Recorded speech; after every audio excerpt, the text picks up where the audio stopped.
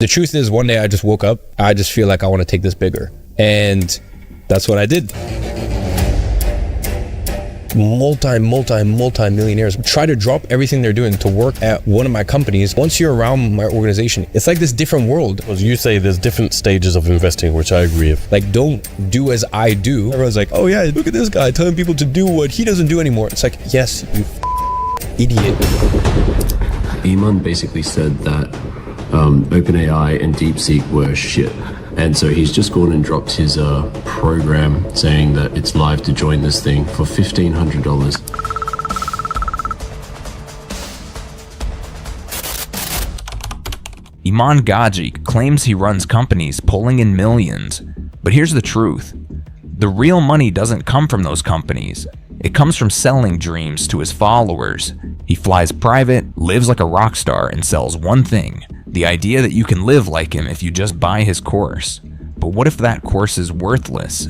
Because that's exactly how he built his fortune, selling empty promises, dream lifestyles, and overpriced, low-value software. In this video, we reveal how Iman Gadzhi fooled the world.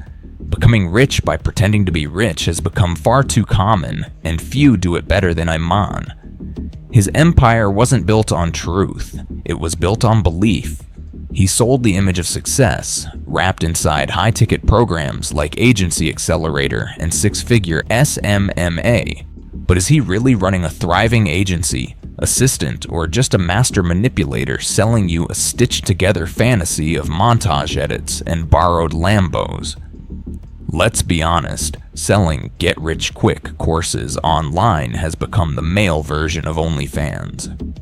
Except instead of monetizing their bodies, these guys monetize ambition, flashing watches, villas, and value, all while quietly cashing in on your hopes. It's the same game as the influencers faking perfect lives on social media, just wrapped in a different package. My mom and my stepdad started dating. They met in Moscow. They dated for a year and a half, 2 years, then trialed living out in London.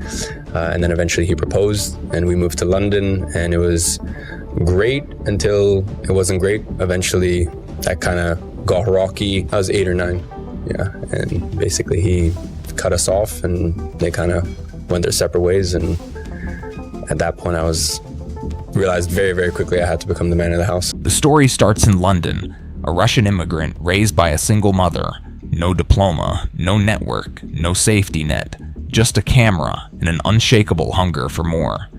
When I was 8 years old. So from 8 years old, he lived in Dubai and he was only back in London for 90 days, 120 days a year, but he was also allowed more days because he had a family. So it was this weird chess move where basically he saved a lot of money on taxes. He wasn't around much and he's stayed married to us, and up until the age of, I think it was 10 or 11, he also sent my mom a little money, which was like a measly amount for my mom and me. And then eventually he just cut us off. At 16, he was behind the camera shooting workout videos for local gyms. By 18, he claimed to be making 5 figures a month. He branded it SMMA, his social media marketing agency. It was more than a business. It was the birth of a persona, the runaway success story, the anti-9-to-5 prodigy. But behind the polished fades and cinematic montages, something else was emerging, a meticulously constructed digital identity. Fans, meeting up with fans and taking them sneaker shopping, or taking them out partying with me and my friends, or just even doing a simple workout. And I'm gonna make it even more interesting. If we hit 200,000 YouTube subscribers in the next week, I'm gonna PayPal one of you $10,000. It wasn't just Iman, the entrepreneur, anymore. It was a character. The kind of guy who posed with Ferraris while preaching that school was a scam. Oh, last night. Me? Yeah, I was pretty tipsy. Yeah? Drunk. I was just giddy though. I don't do anything stupid. Did I do anything stupid? No, but there was Amara sent me a video of you downing a Clase Azul bottle. What's new? No? I don't remember, bro. Amara just showed me the video. Yeah, I guess. A shout out to Carlson and TJR.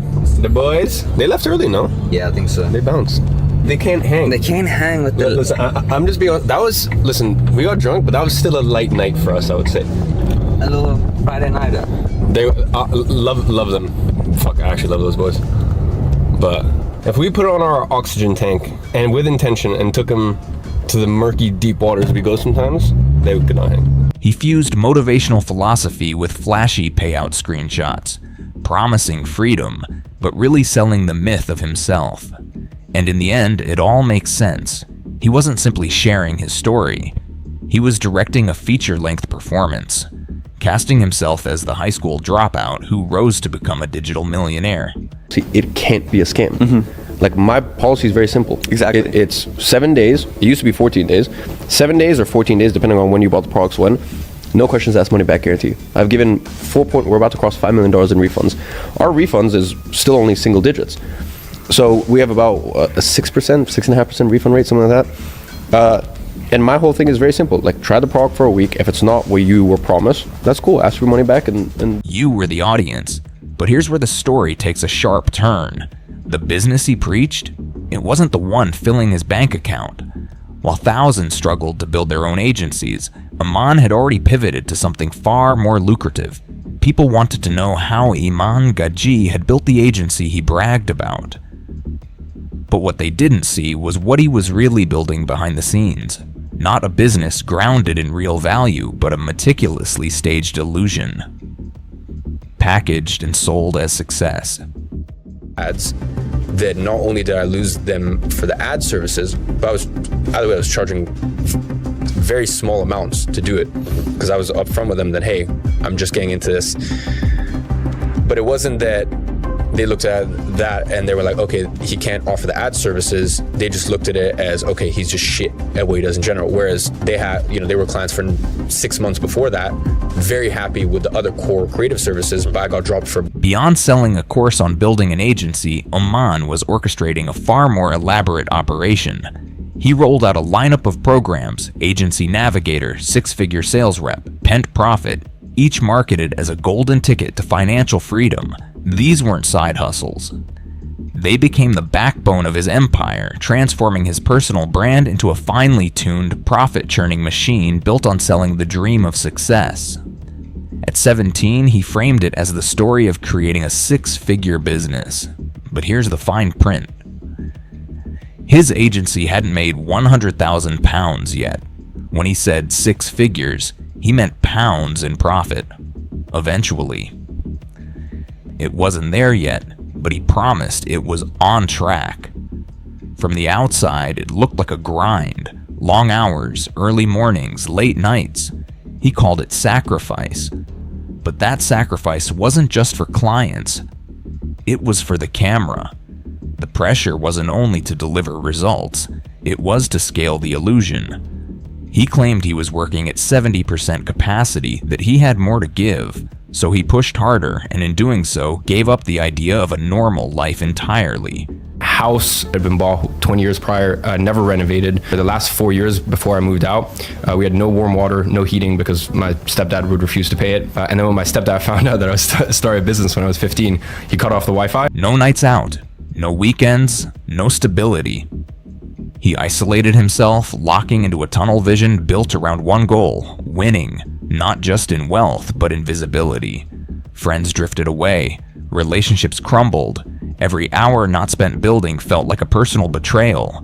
My first $1 million profit by the age of 18. This is a story of how I went from a broke 16-year-old high school dropout all the way to making my first $1 million while I was still in my teens with social media marketing. Hey, my name is Iman Gadzhi, and I made my first $1 million at the ripe age of 18 years old. His days fell into a relentless loop. Fly, film, sell, repeat. Dubai to London, London to Cape Town. Always in hotel rooms, always behind the laptop. The cost? Unshakable pressure, lingering anxiety. A life that looked flawless on Instagram, but off camera, came with breakdowns and burnout. Ads that not only did I lose them for the ad services, but I was charging very small amounts to do it because I was upfront with them that, hey, I'm just getting into this. But it wasn't that they looked at that and they were like, okay, he can't offer the ad services. They just looked at it as, okay, he's just shit at what he does in general. Whereas they had, they were clients for 6 months before that, very happy with the other core creative services, but I got dropped. This wasn't freedom, it was fixation. The sacrifice stopped being a means to an end and turned into the product he sold. Every piece of content echoed the same narrative. It is by far the best business model out there to make up to $1 million a year, even if you want to push it $2 million a year in profit. Getting it past that and doing a remote with no office, I tried, it was very difficult. Luxury, success, control. But behind the seamless edits was someone sinking under the weight of responsibility. Praise doesn't equal profit. And Iman understood long before most that the real currency online isn't truth, it's belief. He wasn't speaking the truth, but he made you believe he was. There's a refund policy. It can't be a scam. Like, my policy is very simple. Exactly. It's 7 days. It used to be 14 days. 7 days or 14 days, depending on when you bought the products when. No questions asked, money back guarantee. I've given we're about to cross $5 million in refunds. Our refunds is still only single digits. So we have about a 6%, 6.5% refund rate, something like that. And my whole thing is very simple. Like, try the product for a week. If it's not what you were promised, that's cool. Ask for your money back, and that's that. He had his followers buying into the dream, and many still do. Because when you peel back the hustle reels, the private jet montages, and the luxury scenery, what remains? A salesman for courses. High-ticket info products dressed up with titles like Agency Accelerator, Six-Figure SMMA, and Agency Navigator. Going back to that marketing message, this is the NFT that you will never sell, you will never flip it. I really felt that he broke the trust, that he was not a man of his word. Like, my biggest beef really is that you can't be a lifetime member and keep the NFT at the same time too. Because for me, that is sketch. I was scammed. Courses started at $997 and stretched to $5,000. Masterminds topped $50,000. VIP coaching, even higher. And it worked flawlessly. Most students couldn't secure a single client, but Iman was making money on volume. Running an agency wasn't necessary, only selling the fantasy of running one. This wasn't guidance, it was the mass production of ambition. And it paid off big. In what world are you allowed to buy a pair of Nike shoes, wear them for 7 days, sleep in them, like literally consume the entire thing, and then on day 7 you go back to Nike and they have a no questions asked money back guarantee? No questions asked. Like, we get 300 million views on our own accounts. We know short form better than anyone else on earth. Anyone else on earth. At some point I had 65 people full time in my company, just on short form. Full time. What were 65 people doing though? Posting about 15,000 pieces of content a month. Short form. On our own accounts. We had like 150. By 2020, the numbers were undeniable. His millions didn't come from running an agency, they came from selling the idea of running one. YouTube views soared. Iman had cemented his status. He was winning, but not by doing what he told others to do. The agency, barely functioning. The real business was peddling inflated promises and recycled material, polished to look like rare insider knowledge. And the higher his profile rose, the further he drifted from the very thing he claimed to master. In interviews, he openly admitted as much. I think for me and my mom both were kind of used to this because it's been years. It's kind of been years like this, and even like 10 years ago, even years before I started my business, like when I was 13 or 14, we'd watch Apprentice, or we'd watch even like $1 Million Listing, Ryan Serhant, and I'd be like, I'm gonna be successful, and I'm gonna not go to college, and I'm gonna do this, and I'm gonna do that. And obviously back then it was quite difficult for you to hear, to drop out of school at 17 was not easy. Of course, there was a time, if you remember, when you drove out of school and you were friends' parents as a personal trainer. I did say I didn't come all the way from Russia and all this for you to become a personal trainer. It's not that I question him. I always, deep in my heart, deep, I always knew, believed in it and wanted to believe it and pray for it. And to these days, I always say, also enjoy life. And if worse come to worse, if something happen, you will always start over. You are not you have the personality. It's money, but it's not like wealth to me. And when I'm in London, I'm like, wow, this is wealth. Like in London, I see someone get out of a Range Rover and I'm like, you could literally be royal, you could be a billionaire. And I guess you have the same thing here with locals and Nissan patrols. So Yeah. I guess that's the With single digit number plates, yeah. there we go. I guess you still have that here, but it's just I don't think it's environment. For me, I actually genuinely feel more inspired in London. And funnily enough, even when I'm in my place in Cape Town, I feel very inspired there. Like I guess you just get to a certain stage of life where you don't need externals to drive you, and that's why I said that I wish I could say it was one specific mindset shift, or it was a change in environment, or something that caused that yearning to take things to the next level. But the God's honest truth is, one day I just woke up and it was just an intuition. For someone whose entire empire was built on teaching that exact skill, it was an odd thing to admit. Iman might not have caught it in the moment, but others did. This wasn't education, it was inception. He wasn't guiding you to build an agency. He was guiding you to sell courses to those chasing the dream of building one. I want to talk about today is what I learned creating a 6-figure business at the age of 17. Just to clarify, my marketing agency has not made £100,000 yet. And when I say 100,000, I mean that in pounds and profit. It hasn't made that yet, but it's very much on track to do so and to surpass that. From $997 to $5,000. From SMMA to Navigator. From a solo hustle to a finely tuned e-learning empire. And like any polished funnel, the real windfall wasn't in the course itself, it was in the upsells. High-ticket masterminds, VIP coaching, private access. The agency was just the hook. The content, the bait. The real commodity he sold? Belief. But beneath the glossy numbers, the fractures began to show. Students spoke out, saying they had been misled, that the promises didn't match the delivery.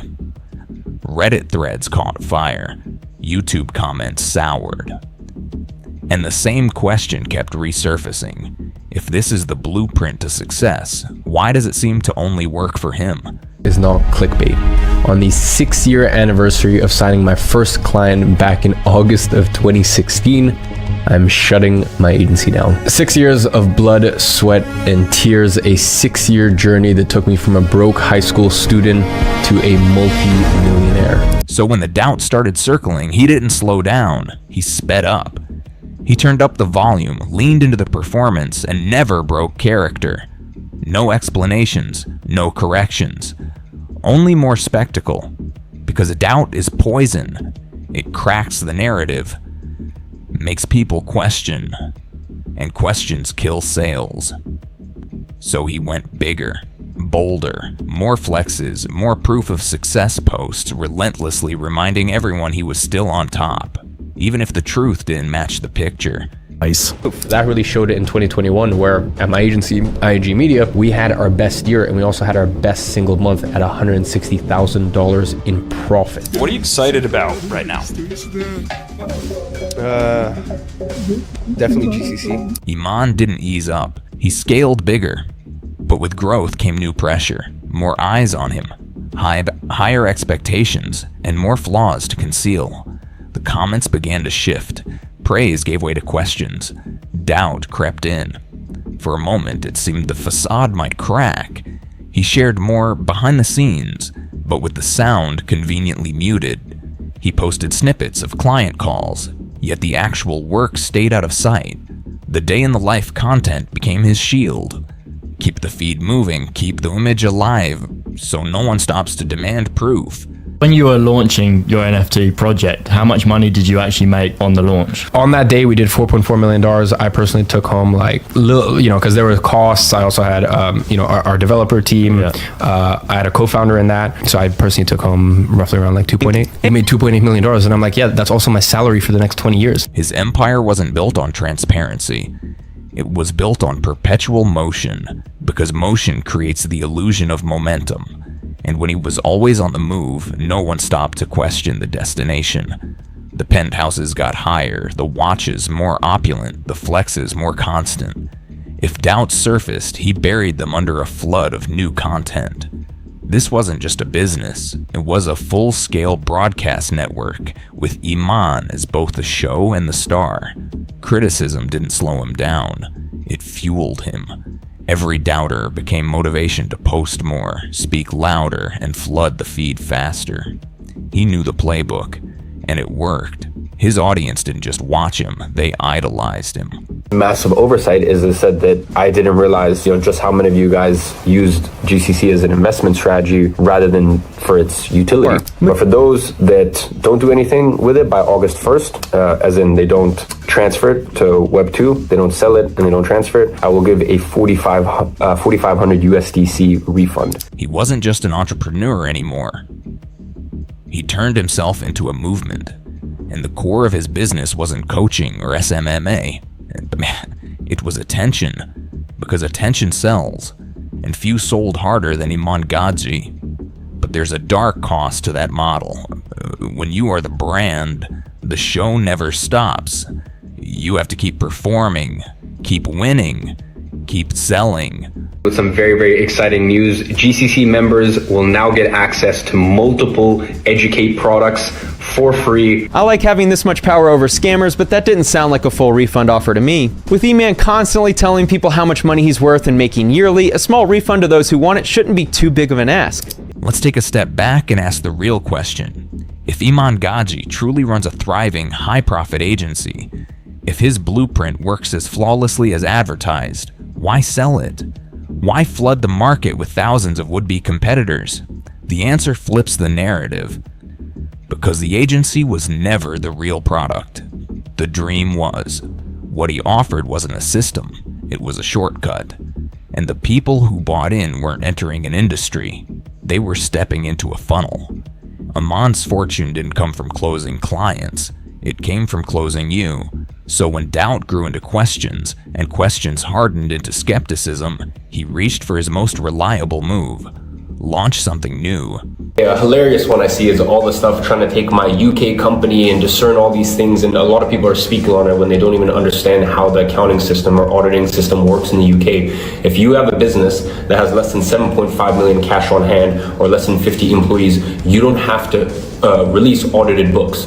So they take my unaudited statements. First of all, they don't even know how to read these things right. So I'll give you an example. They'll take my company, IG Online Services. So this is ending 31st January. So this is January 2018 to 2019. And they'll be like, oh yeah, he only has 8,000 in assets. It's like, okay, well, first of all, you're not even looking at the cash on hand at bank. And all that is not to mention this, I don't have to show my revenue. I don't have to show my expenses. I don't have to show my profit. I don't have to report anything. So hopefully now you understand the whole tax return. Looking at my unaudited statements online is a whole load of horseshit. In fact, I'll prove it even further with my actual company tax return, which I've got sat right in front of me here. But once again, you have these people reporting or trying to do all these hit pieces, and they don't even understand how these things work. So once again, I have nothing to hide. Let me just show you obviously I've removed my tax reference number, but there we go. Here we have my tax return from 31st of January 2018 to 30th of January 2019. And there we go. Total turnover, trade, 864,000, trading profits, 400. A so-called revolutionary AI platform, Synthesize, was marketed as if it would redefine the entire digital product space. But the reality told a different story. Just hours before launch, during a live stream packed with skeptical viewers, Iman brushed off OpenAI and DeepSeek as crap. And then, in a twist dripping with irony, unveiled a platform running directly on OpenAI's own infrastructure. He either didn't know or didn't care how quickly people would discover it. The truth was spelled out in the site's own privacy policy. Synthesized AI wasn't custom built. It was ChatGPT, repackaged, prompt engineered, and hidden behind a paywall.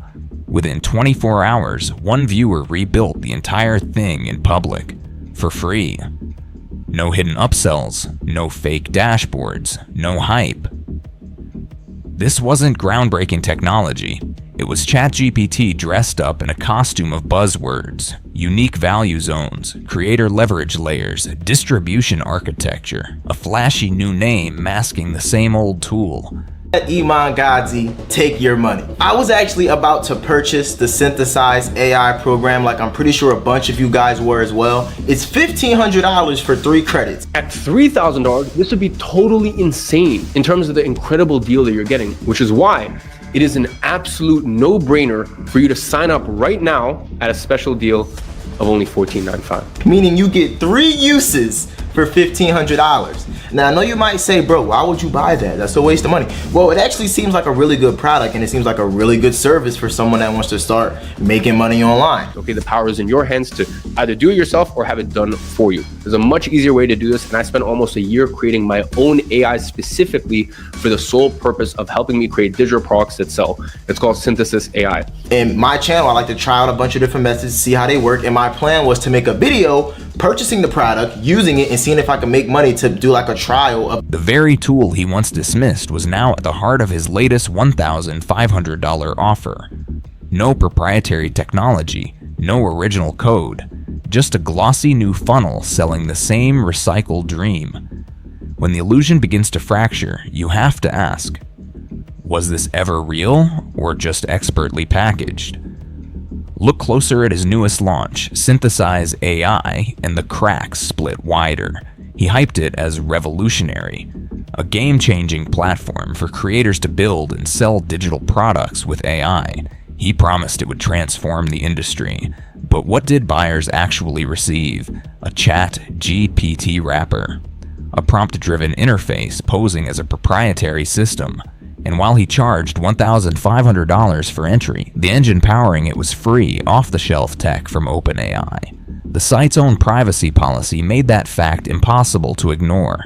to my guy Ryan Duncan. Now we know. Iman Gadzhi is lying to you. I'm literally on the live stream right now. On yesterday's live stream, Iman basically said that OpenAI and DeepSeek were shit. And so he's just gone and dropped his program saying that it's live to join this thing for $1,500. Iman Gazhi is trying to pull one over on us, bro. Look at it from a perspective of a fan, right? Because I'm a fan. I'm a supporter of Iman Gazhi. I've watched this stuff for years. I've been watching him for years. Like probably most of you have as well. I love his work. I think he makes really good videos. I love his vlogs. I love his sit down talking head videos and everything. But I just can't let this slide. I cannot let this slide. Just take a look. The outputs came directly from GPT. No breakthrough, just a basic integration. He promised a revolutionary tool. What customers received was essentially a glorified landing page. Early buyers reported problems. Clunky dashboards, upsells locked behind paywalls, slow or non-existent support.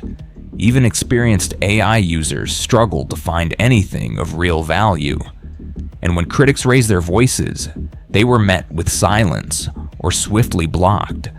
This isn't just a bad product story, it's a recurring pattern. Synthesize isn't a misstep, it's a playbook. The same formula he sold for years. High ticket, heavy hype, hollow delivery. The reality is, Iman Gadzhi's so-called real business barely exists, at least not in the way it's presented. He said like, they've built this crazy tool and all of this. Check this out. If you go to their website, I'm on Synthesize right now. Go right to the bottom here and click privacy policy on their website. And then you scroll to this part.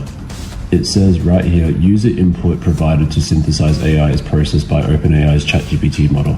So they literally just prompted it. And I want to say shout out to Ryan Duncan because bro literally made a free version for anybody to try. Of course, you're going to need to sign up for ChatGPT like with a free plan and stuff, but he made a completely free version that's going to be linked in his video. I'm not going to link it on mine because I don't want to take away from him actually doing the good work of, you know, putting this out there. So if you want to get the free version, click the link in the description, go to his channel, make sure to like his video, tell him that you came from Kai's channel, say that you came from Kai Wavy, whatnot, and thank him for making this because it's amazing.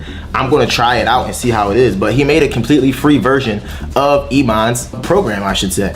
I used ChatGPT, of course, as you would, and I ran through their whole software and their full tech stack, and I pulled it all. And so what I've done, the glossy agency, the revolutionary platforms, the boasts of entrepreneurial brilliance, all just pieces of the act. His true business isn't running a world-class marketing agency. It isn't creating groundbreaking software. It's selling the fantasy of getting rich. YouTube is his billboard. The dream is the product. And the courses, that's the cash register. He's not showing people how to build real wealth. He's cashing in on their hunger for it.